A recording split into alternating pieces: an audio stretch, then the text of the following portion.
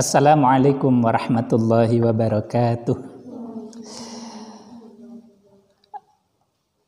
Qala Syekhul Muallif rahimahullahu ta'ala wa nafa'ana bihi wa bi'ulumihi wa amaddana bi asrarihi fid dharaini amin. Kita masuk ke halaman 18. Bismillahirrahmanirrahim. Wa qad dzakara lan temen-temen wis nutur sapa Allahu Gusti Allah Ta'ala halih maha luhur sapa Allah. Hadzal amra ing ikilah perkara. Akni ngarepake sapa ingsun, alhamla ing kandungan. Alhamla ing kandungan. Wa malan perkara fihi kang tetep ing dalem hamil. Mintil kal mudzaharati saking mengkono-mengkono tahapan kehidupan wal atwari lan pira-pira kejadian fi ghairi ma ing dalem sakliyane perkara. Nuturake ayatan ing ayat min kitabillahi saking kitab Allah al-azizi kang mulya. Min kitabillahi saking kitab Allah al-azizi kang mulya. Selanjutnya pembahasan tentang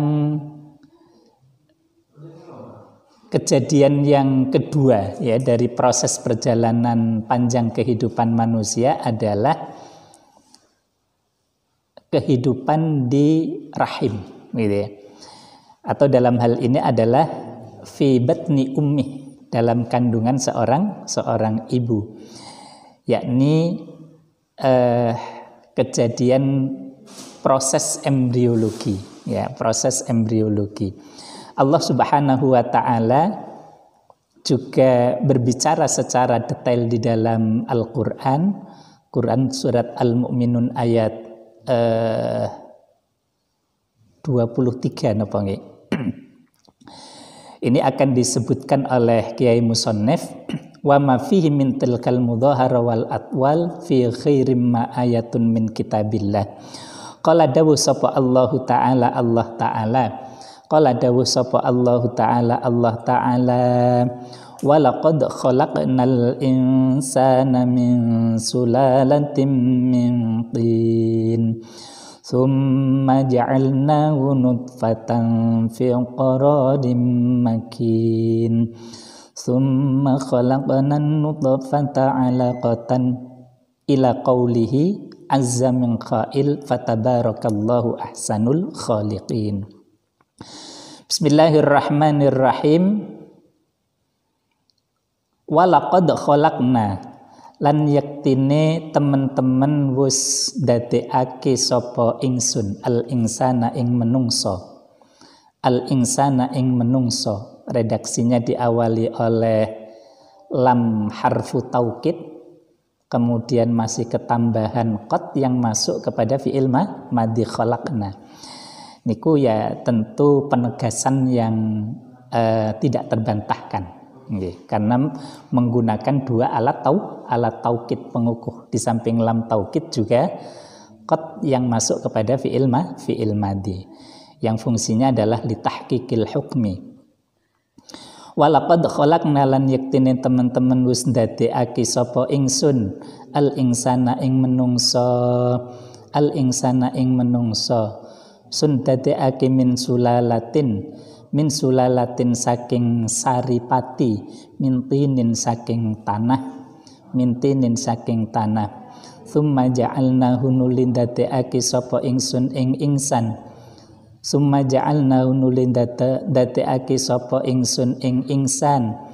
dadekake nutfatan ing nutfah nggih air mani fi qararin ing dalem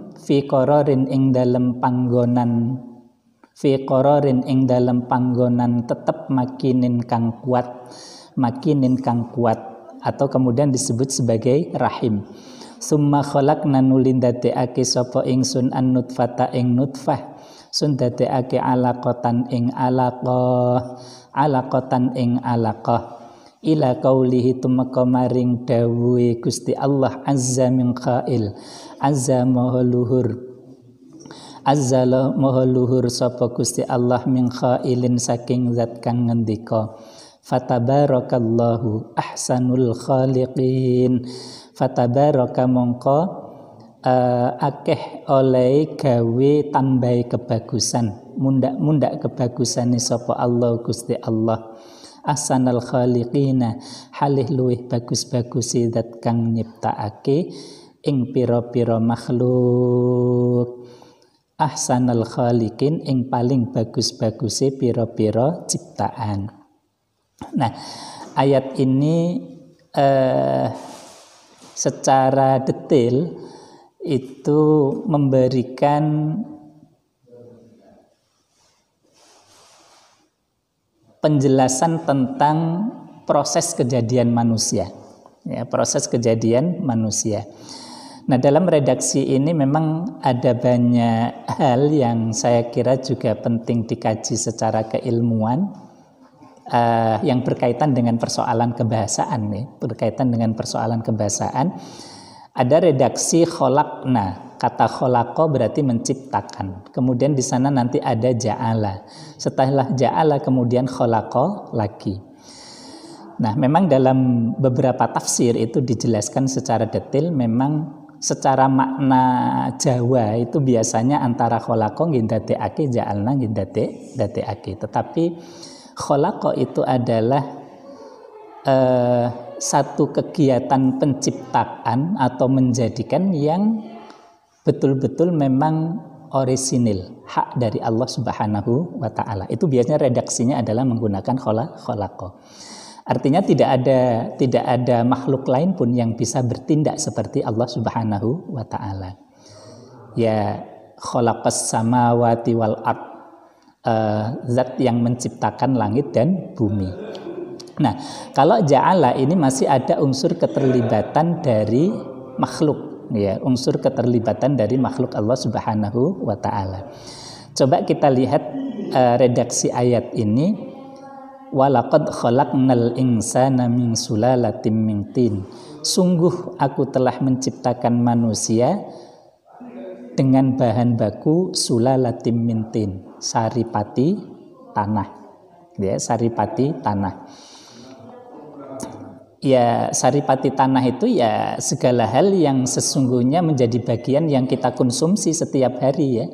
Apakah dari hewani maupun nabati, itu semuanya kan punya daur kehidupan yang tidak bisa dilepaskan dari unsur tidak bisa dilepaskan dari unsur bumi, dari sumber sumber konsumsi, ya. Baik yang bersifat nabati maupun yang bersifat hewani. Nah, itulah yang kemudian menjadi bahan baku daripada manusia yang kemudian menjadi nutfah. Nah, redaksi berikutnya adalah tsumma ja'alnahu nutfatan. Nah, tsumma ja'alnahu nutfatan menggunakan huruf ataf summa, ya, menggunakan huruf ataf summa. Berarti ada proses yang saya kira kelayaan, gitu ya. Maka dalam manusia sendiri ada sinul bulugh, gitu ya, ada sinul bulugh, atau nanti dikenal sebagai reproduksi yang yang subur, ada masa reproduksi manusia, gitu ya. Karena itu undang-undang perkawinan di Indonesia itu ya kemudian menetapkan bahwa usia pernikahan itu adalah berapa? 20 tahun. Ya, 20 tahun untuk laki-laki, kemudian perempuan itu adalah 17 tahun, gitu ya, 17 tahun. Nah, itu memang masa reproduksi itu bagus, gitu. Masa reproduksi itu bagus. Makanya menggunakan redaksi summa. Nah, summa ja'alna. Lah kalau ja'alna ini sudah ada keterlibatan dari manusia. Karena itu syariat kemudian nanti memunculkan lembaga pernikahan. Lembaga pernikahan. Bagaimana proses seseorang untuk bisa menjadikan nutfahnya fi qararim makin, ya nanti syariat mengatur dengan adanya pernikahan. Nah, setelah itu kemudian kembali lagi kepada redaksi summa khalaqnan nutfata alaqatan. Baru proses berikutnya adalah menjadi khalaqa lagi, karena ternyata memang kenyataannya tidak setiap pasangan pengantin atau pasangan keluarga gitu ya. Begitu kemudian dia melakukan hubungan, kemudian ya ada yang segera diberi keturunan, ada yang tidak. Itu berarti memang apa? Ya khalaqa di sini adalah proses menjadikan nutfah menjadi alaqah adalah hak prerogatif dari Allah Subhanahu wa taala. Karena itu redaksinya kembali menggunakan lafal khalaqa. Summa khalaqnan nutfata 'alaqatan fa khalaqnal 'alaqata mudghatan fa khalaqnal mudghata 'idhaman fa kasawnal 'idhama lahma summa ansha'nahu khalqan akhar fatabarakallahu ahsanul khaliqin. Nah, proses-proses di sini di summa khalaqnan nutfata 'alaqatan fa khalaqnal 'alaqata mudghatan. Ini redaksinya sudah menggunakan fa litartib dari sisi kajian bahasa nggih. Menggunakan huruf atau fa. Yang itu berarti litartib. Yang itu berarti litartib. Nah, karena itu kemudian dalam analisa istiqra'i daripada Imam Syafi'i itu kemudian ada penetapan sinul hamli. Nah, ada penetapan sinul hamli, masa kandungan. Maka di dalam fikih Imam Syafi'i itu memberikan penegasan bahwa aqallul hamli sittatu asyhurin. Aqallul hamli sittatu asyhurin. Wa ghalibuhu tis'atu asyhurin. Jadi minimal berapa? Minimal adalah 6 bulan. 6 bulan kandungan. Kemudian umumnya berapa? Umumnya adalah 9 bulan. Dan yang menarik lagi di sini adalah bahwa wa aksaru, kata Imam Syafi'i itu wa aksaru arba'u sinina. Dan maksimal usia kandungan itu adalah 4 tahun. Itu Imam Syafi'i. Dalam dalam takrib, Fathul Qorib dan lain sebagainya, itu Imam Syafi'i menyatakan begitu. Nah, saya kira kecermatan daripada para fuqaha ya dalam juga mencermati ayat ini, dan kemudian ada istiqra' penelitian tentang berapa sih sebenarnya jumlah masa kandungan yang sebetulnya embrio itu sudah betul-betul bisa siap dilahirkan. Ya, pandangan Imam Syafi'i menyatakan adalah 6 bulan gitu. Pandangannya adalah 6 bulan. Dan itu kemudian menjadi konsensus hukum bahwa setiap bayi yang dilahirkan gitu ya, dihitung setelah usia pernikahannya atau akad nikahnya adalah sudah 6 bulan, maka intisab anak bisa langsung intisab anak itu betul-betul bisa ditetapkan bahwa dia adalah anak kandung dari suami itu. Tetapi kalau kurang dari 6 bulan, kurang dari 6 bulan itu mesti harus ada penelaahan, gitu ya, penelaahan. Wong dari akad sampai kelahiran janin kurang dari 6 bulan. Kurang dari 6 bulan. Nah, itu ada bisa dalam tanda tanya apakah memang ini adalah intisab langsung kepada suami atau tidak. Saya kira itu ada dalam kajian hukum. Qala Syekhul Muallif fatabarakallahu ahsanul khaliqin. Wa qala lan dawuh sapa Allahu ta'ala ya ayyuhan nasu in kuntum fi raibin minal ba'ts fa inna khalaqnakum min turabin thumma min nutfatin thumma min 'alaqah thumma min 'alaqatin thumma min mudghatin mukhallaqatin wa ghairi mukhallaqah linubayyina lakum wa nukirru fil arhami ma nasha ila ajalim musamma. Dalam ayat yang lain Allah Subhanahu wa taala dawuh ya ayyuhan nas, iling-iling menungso. ing kuntum lamun ana sapa sira kabeh iku fi raibin ing dalem kemamangan, ing dalem keraguan, minal ba'si saking kejadian dibangkitkan dari alam kubur. Maka fa inna mongko sak temene ingsun iku khalaqna wis dadekake sapa ingsun kum ing sira kabeh min turabin saking lebu, summa min nutfatin nuli saking sperma, summa min alaqatin nuli saking darah kang gantung, summa min mudghatin nuli saking darah kempel mukhallaqatin kang den dadekake, wa ghairi mukhallaqatin lan ana kang ora den dadekake, linubayyina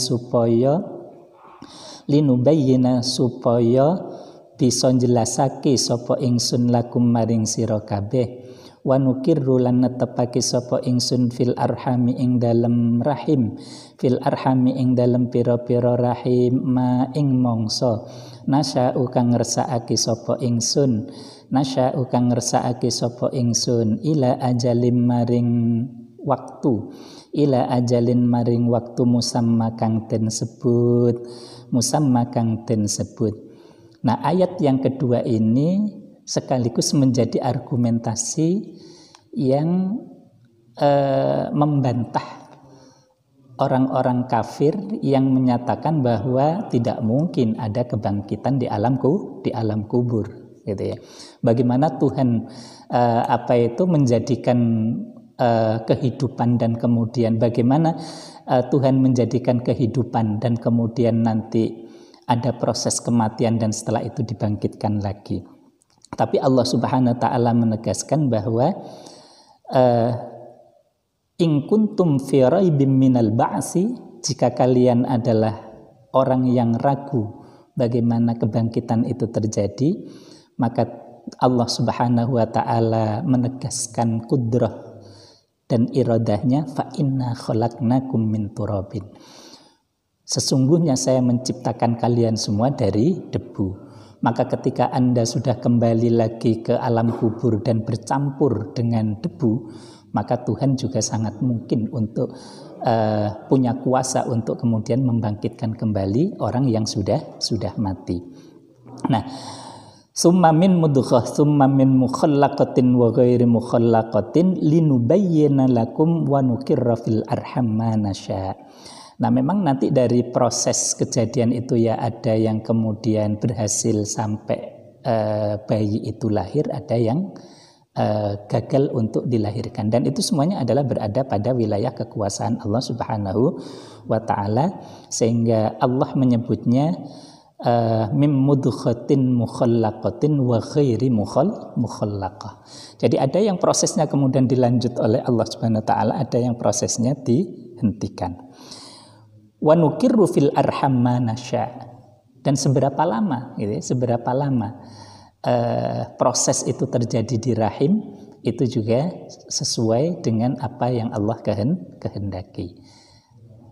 Nah, tetapi kan kemudian ada standar-standar seperti penelitian yang dilakukan oleh Imam Syafi'i yang kemudian memberikan batasan-batasan tentang proses-proses itu. Ila ajalim musamma. Saya kira ini cukup mewakili dari proses kejadian embriologi, proses kejadian manusia dari ayat-ayat Al-Quranul Karim. Mudah-mudahan menjadi pemahaman yang baik dan bermanfaat untuk kita semuanya. Kita akhiri dengan baca doa kafaratul majlis. Bismillahirrahmanirrahim. Subhanakallahumma wa bihamdika asyhadu an la ilaha illa anta astaghfiruka wa atubu ilaik. Walhamdulillahi rabbil alamin. Wassalamualaikum warahmatullahi wabarakatuh.